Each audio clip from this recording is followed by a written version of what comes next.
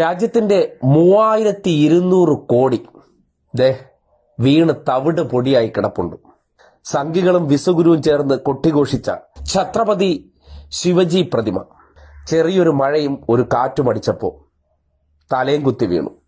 ഡൽഹി വിമാനത്താവളത്തിന്റെ roof top വീണ അതേപോലെ. ഭാഗ്യം കൊണ്ട് അവിടെ ആരും ഇല്ലാത്തത് കൊണ്ട് ജീവനൊരു കേട് സംഭവിച്ചില്ല. പിന്നെ വലിയ കഥകളൊക്കെ മെനഞ്ഞ് നാവികസേനാ ദിനത്തിൽ ഇക്കഴിഞ്ഞ ഡിസംബറിലാണ് വിശ്വഗുരു സംഘം അവിടെ പോയി നിന്ന് ഈ ഛത്രപതി ശിവജി ഈ രാജ്യത്തിന്റെ അടയാളം എന്നുള്ള നിലയ്ക്ക് ദരിദ്രനാരായണന്മാരുടെ രാജ്യത്ത് 3200 കോടി ചെലവഴിച്ച് ഈ ഒരു പ്രതിമ നിർമ്മിച്ചത്. കാക്കകൾക്ക് രാവിലെയും ഉച്ചയ്ക്കും വൈകിട്ടും നല്ലൊരു കക്കൂസായി മാറിയിരുന്ന ആ പ്രതിമ 3200 കോടി രൂപയിൽ അങ്ങനെ നിറഞ്ഞു നിൽക്കുകയായിരുന്നു. അപ്പോഴാണ് മഹാരാഷ്ട്രയിലെ ഈ സിന്ധു ജില്ലയിൽ ശക്തമായ മഴ പെയ്തത്.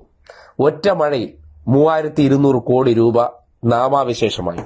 ഇനി പഴയതുപോലെ പുനഃസൃഷ്ടിക്കാൻ വീണ്ടും ഒരു 3200 കോടി. ഒരു പ്രതിമയ്ക്ക് ഒരു രാജ്യത്തിന്റെ 7000 കോടി രൂപ. എങ്ങനെയുണ്ട്? ഈ നാട്ടിൽ ലക്ഷക്കണക്കിന് മനുഷ്യർ പട്ടിണിയിൽ മരിച്ചു വീഴുന്ന സന്ദർഭത്തിലാണ് 3200 കോടി രൂപ.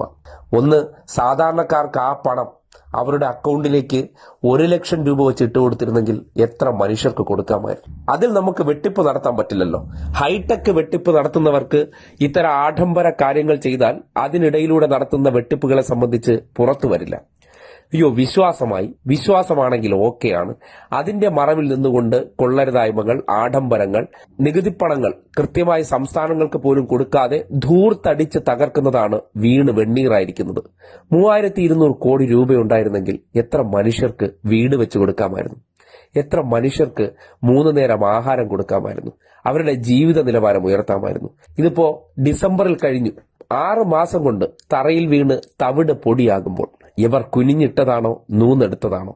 സാധാരണക്കാരന്റെ വിയർപ്പോഹരിയെ എങ്ങനെയൊക്കെയാണ് നശിപ്പിച്ച് കളയുന്നത് നോക്കിയേ. അതിൽ ഇലക്ട്രൽ ബോണ്ട് വഴി ഇതിന്റെ നിർമ്മാണം പൂർത്തീകരിക്കുന്നവരിൽ നിന്ന് ഇവരും പാർട്ടിയിലേക്ക് കട്ടിക്ക് പണം വാങ്ങും. അങ്ങനെ രാജ്യത്തിന്റെ നികുതി പണം സ്വന്തം പാർട്ടി അക്കൗണ്ടിലേക്കും പിന്നീട് ഇതുപോലെ ഒരു പ്രഹസനമാക്കി വെച്ച് അതിനെ വീണ് നാമാവിശേഷമാക്കുമ്പോൾ നഷ്ടമാർക്കാണ്?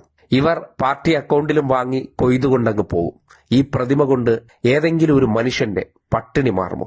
ഏതെങ്കിലും ഒരു മനുഷ്യരുടെ വീടെന്ന സ്വപ്ന യാഥാർത്ഥ്യമാവും? എന്തിനാണ് ഈ സാധാരണക്കാരന്റെ വിയർപ്പോഹരിയായ നികുതി പണത്തെ ഇങ്ങനെ നശിപ്പിച്ച് കളയുന്നതെന്ന ചോദ്യം ഉയർത്തേണ്ട സന്ദർഭമാണ്. ഇത്തരം ഗിമ്മിക്കുകൾ കാട്ടി രാജ്യത്തിന്റെ പണം ധൂർത്തടിച്ച് നശിപ്പിച്ച് ഇറങ്ങിപ്പോകുമ്പോൾ ദാരിദ്ര്യത്തിന്റെ പട്ടികയിൽ 107 സ്ഥാനത്ത് നിന്ന് 118 സ്ഥാനത്തേക്ക് കൂപ്പുകുത്തുന്നത് എന്തുകൊണ്ടെന്നാൽ ഇതൊക്കെയാണ് ഉത്തരം. ബീഹാറിലും കാണുന്നുണ്ട്.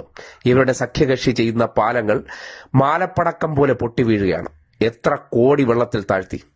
നികുതിപ്പണങ്ങളെ നശിപ്പിക്കുന്നത് ആരാണെന്ന് നിങ്ങൾ ഇനിയെങ്കിലും തുറന്നു ചിന്തിക്കൂ. സംഘികൾ സൃഷ്ടിക്കുന്ന ചില കള്ളക്കഥകൾക്കപ്പുറം വസ്തുതകൾ ഇങ്ങനെയൊക്കെ തെളിവ് സഹിതമാണ് നിങ്ങളുടെ മുന്നിൽ വന്നു നിൽക്കുന്നത്. ജനങ്ങളെ തിരിച്ചറിയൂ. കാപട്യമാണിവർ, കപടരാണിവർ. ഇവർ ഈ രാജ്യത്തെ മുന്നോട്ടല്ല ഇരുണ്ട കാലത്തേക്ക് നയിക്കുകയാണ്. അതിന്റെ ഒരു നേർക്കാഴ്ചയാണ് 3200 കോടി രൂപ വീണ് വെണ്ണീറാവുകയും ഇനി 3200 കോടി വീണ്ടും ചെലവാക്കി അതിനെ പൂർവ്വസ്ഥിതിയിലാക്കാൻ ശ്രമിക്കുന്നത്. ശിവജി തന്നെ സ്വയം ആ ഭാരം താങ്ങാൻ പറ്റാതെ മൂക്കുകുത്തി വീണതെന്ന് വേണമെങ്കിലും നമുക്ക് അനുമാനിക്കാം.